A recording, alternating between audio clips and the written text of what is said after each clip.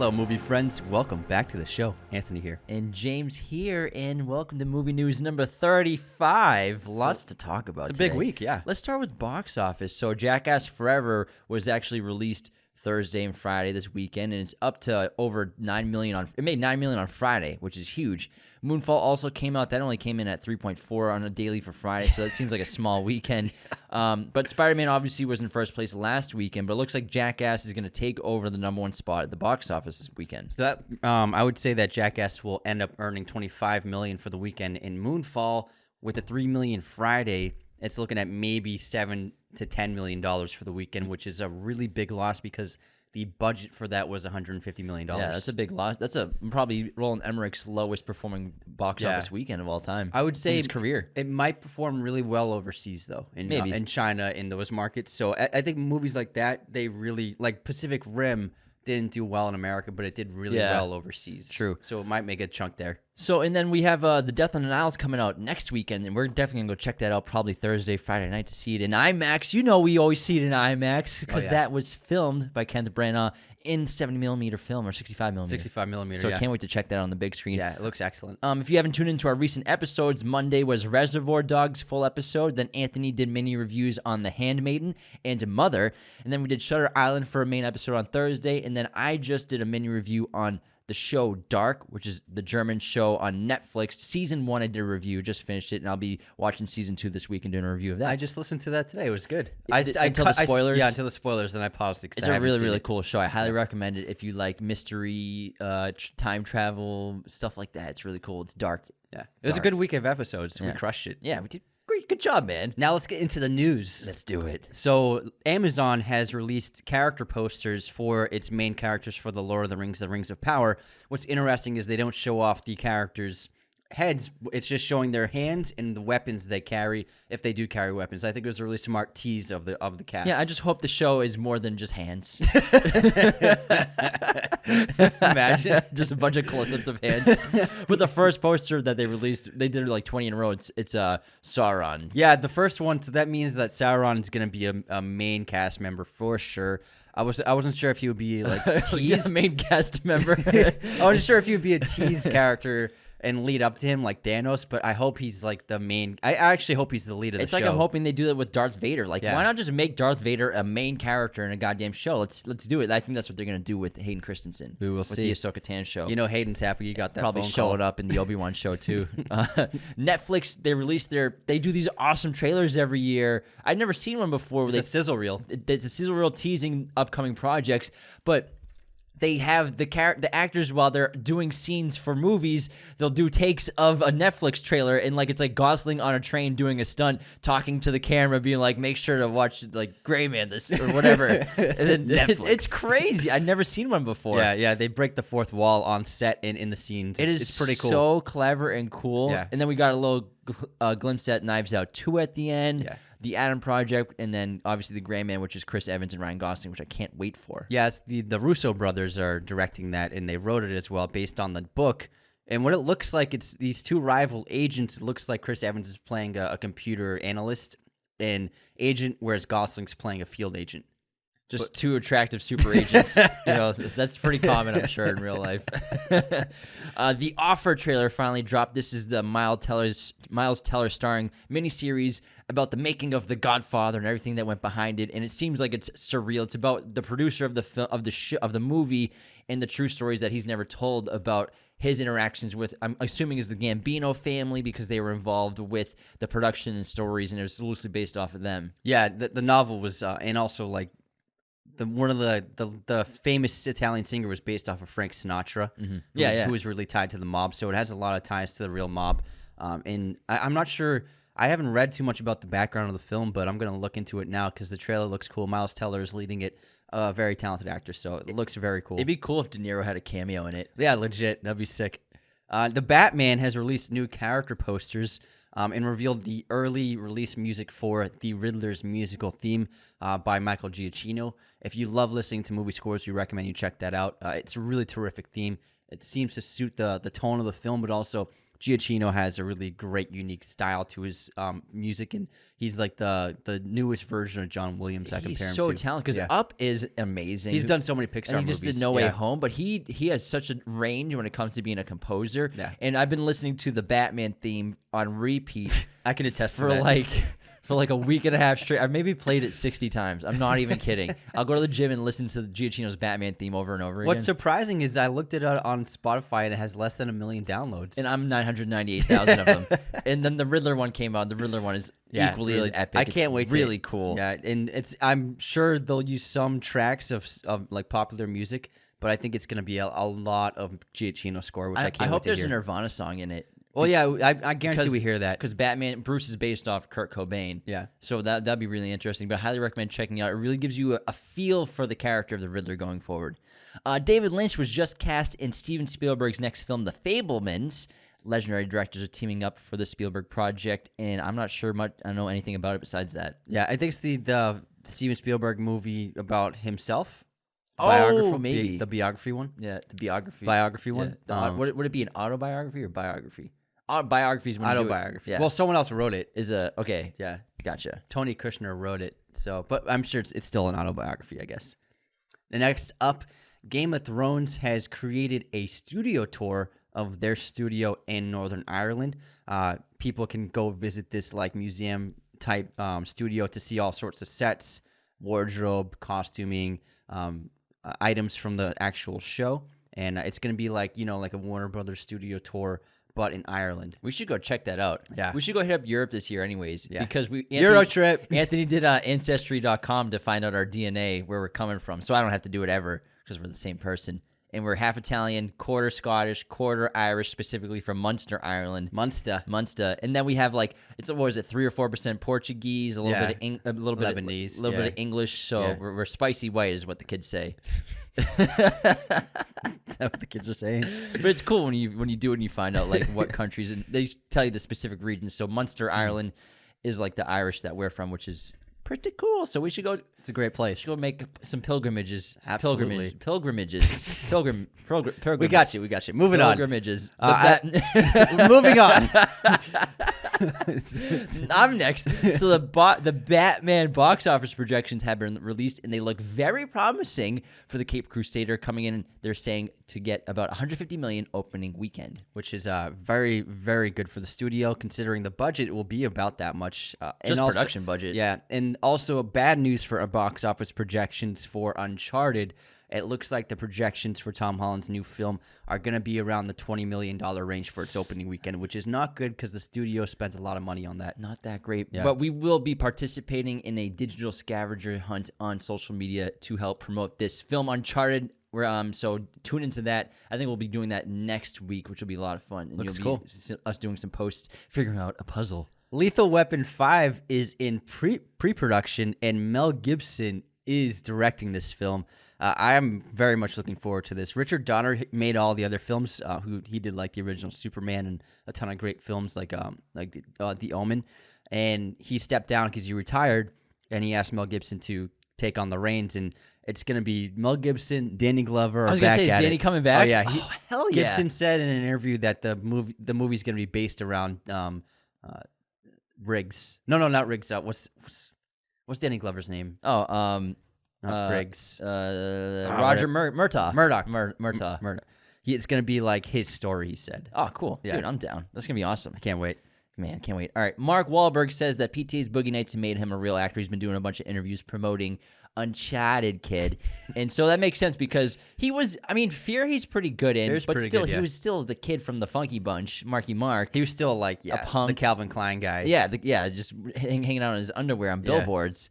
And then Paul Thomas Anderson. If you've never seen Boogie Nights, I highly recommend checking it out because he's so good. And it hit its 25th anniversary this year. He really is great in that movie. He should have been nominated for an Oscar. He wasn't. And also, Roland Emmerich is doing press for Moonfall, and he talked about Independence Day 2 because Independence Day 2, they originally planned for Will Smith to return, but then, if you remember, Will Smith backed out kind of last minute, and so they had to scramble to rewrite a script for the film because they were already like heavily in pre-production, so they can't just like cancel it. And so he said that the script The second script was written in 2 weeks. Really? Which makes sense when you watch the movie. Did he say why Will dropped out? I don't believe Will ever said why he dropped out. But they were planning to have Will Smith as the lead again. Well, if you think about it, does Will ever do sequels? Men in Black. Yeah. Okay, so that's 4. Bad Boys. Dumb question, Jim. Really dumb question, Jim. We get it. Okay. Moving on. We're moving on now, Anthony. Nicolas Cage's Dracula film Renfield begins production, and this will also star Nicholas Hoult. I'm still laughing about this. Will Smith do sequels. Fresh Prince of Bel-Air, sequels, seasons. Sorry. Go ahead. So that sounds cool. Nick Cage's Dracula. Yeah, and so it's actually gonna be centered on Renfield, who's Dracula's sidekick. Gotcha. Played by Nicholas Hoult. Is it gonna be Dracula Origins?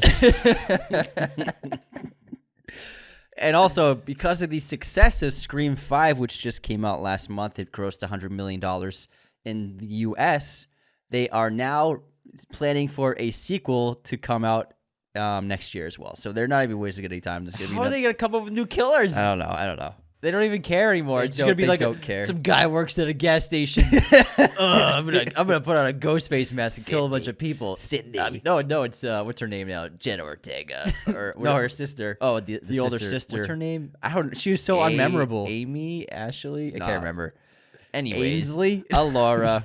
Boba Fett episodes 5 and 6 were dropped recently, and they're pretty wild because episode 5 is basically the book of the Mandalorian, and then episode 6, I don't want to spoil it, but we get a old character coming back, which is two other characters coming back, which is pretty cool. So I highly recommend checking those out. So it's the book of Mandalorian and then the book of someone else. Yeah, no spoilers. He had 1 minute of screen time in both episodes. Boba Fett. What did he do in the screen time? Was he just sitting around chilling, bro, smoking doobies?